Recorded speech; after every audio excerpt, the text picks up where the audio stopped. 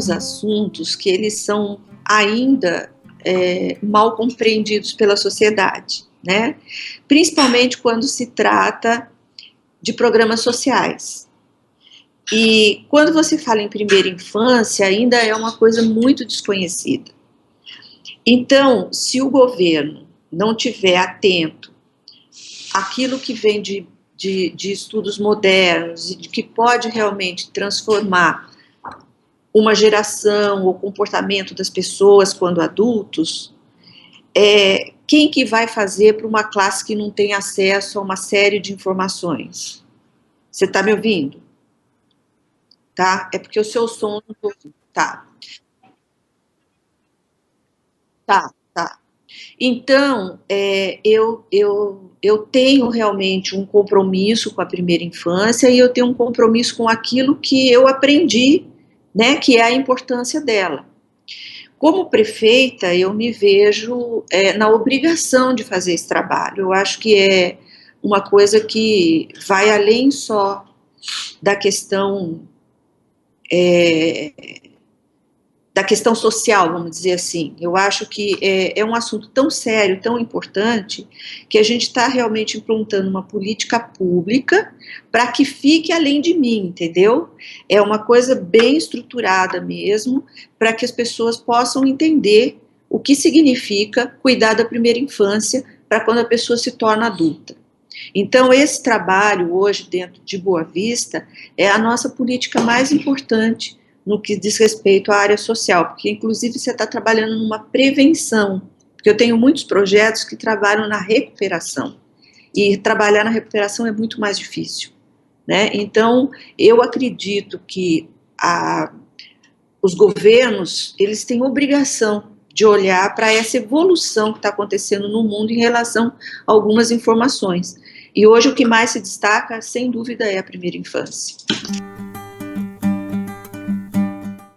Sabe o que acontece? Existe pouca informação sobre a primeira infância. Na verdade, o que existe com relação a um programa social para a primeira infância, ela fica muito fechada em ganhar um enxoval.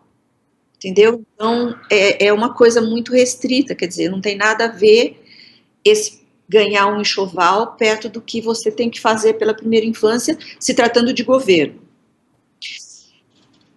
No que diz respeito à equipe da prefeitura, né, nós tivemos toda uma dinâmica, trabalhos. Eu tive a oportunidade de, quando deputada, ter sido convidada pela Fundação Maria Cecília Souto Vidigal para fazer esse curso que eles apresentam em Harvard, e lá eu realmente aprendi muita coisa em relação a isso. E quando eu vim como prefeita, eu já vim decidida a colocar em prática tudo que eu aprendi lá. Então, a gente sabia onde queria chegar, e a gente tinha informações concretas de onde sair, né? Então, com relação ao comportamento interno, foi uma coisa tranquila, mas a gente sentindo necessidade de saber e de aprender, porque a falta de informação é muito grande. Com relação à população, até hoje ainda é um processo de compreensão, porque muitas mães me procuram para ganhar um enxoval. Então, a gente fala, não, você vai ganhar um enxoval, só que para você ganhar um enxoval, você tem que fazer algumas coisas. A gente vai fazer uma troca, né? E aí você coloca a necessidade à parte do que ela tem que fazer, e através desse processo, você vai mostrando aquilo que a gente também está aprendendo, que é toda essa novidade sobre a primeira infância. E dá certo, porque é muito impressionante a forma como essa descoberta é importante para a mãe durante a gestação, né? A gente trabalha com pessoas que já teve mais de um filho e que nos 2 primeiros teve um comportamento completamente diferente do que tem agora com o terceiro. Isso é muito legal. E isso é um processo diário, porque nós temos, um programa bastante complexo, ele é integrado, né? E é um processo diário realmente de conscientização que começa com a mãe para chegar na criança. E o tempo todo tem informações novas, o tempo todo surge assuntos que podem melhorar essa relação entre, esse vínculo entre pais e filhos. Quer dizer, a gente tem realmente trabalhado de uma maneira bastante sólida, com informações e com pessoas com bastante consistência naquilo que está passando para as pessoas. Teve um rapaz que a namorada ficou grávida, e ela falou, olha, e isso nos ajudou muito. Aí ela falou, olha, eu não quero esse bebê.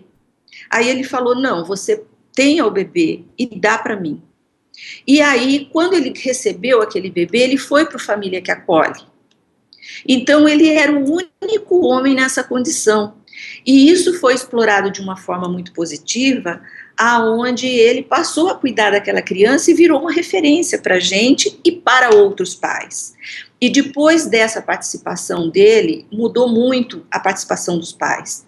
Você tem hoje um número muito maior, né, aonde você passa a mesma informação do que você passa para a mãe, e a importância do pai participar de tudo. Mas o que acontece, na verdade, com relação a esse público, que são de famílias necessitadas, que passam por problemas, muitas vezes desempregados, a sensação e a experiência da gravidez, ela é da mãe, por mais que o pai participe, né? Então, esse trabalho do vínculo, ele também precisa ser construído. E isso ele é feito durante todo o processo da espera do bebê, mas ele é reforçado principalmente depois no contato com o bebê, porque é quando realmente o pai começa a ter a figura, né, como cuidar, como pegar, como ajudar, como o participar de fato, né?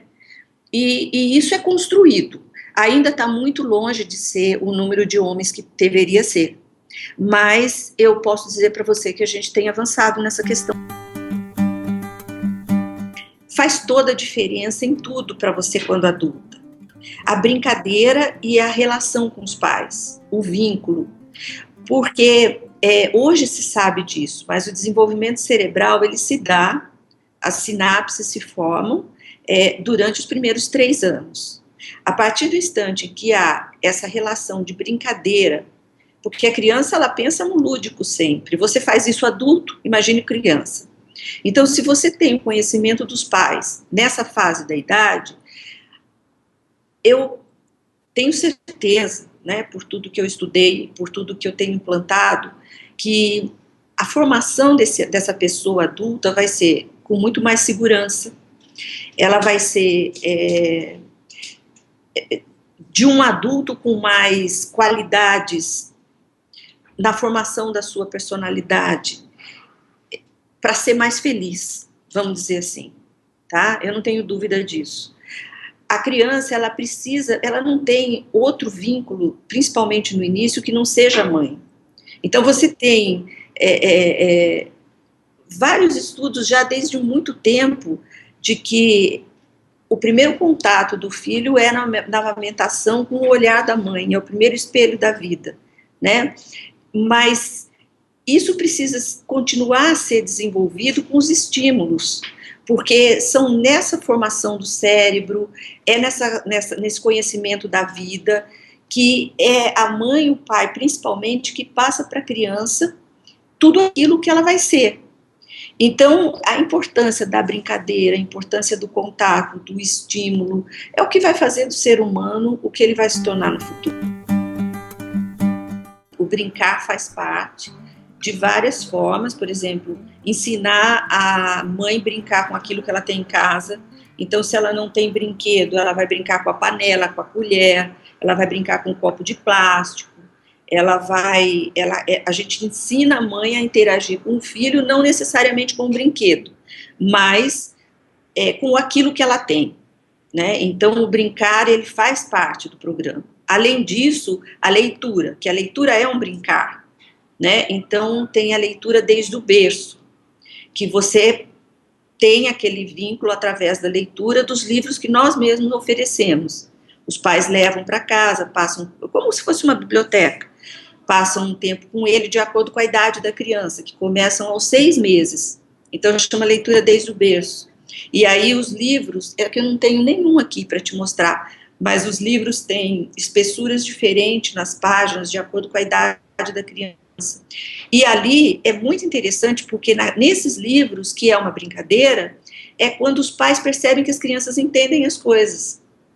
Então ele começa a mostrar o patinho para a criança com 6 meses.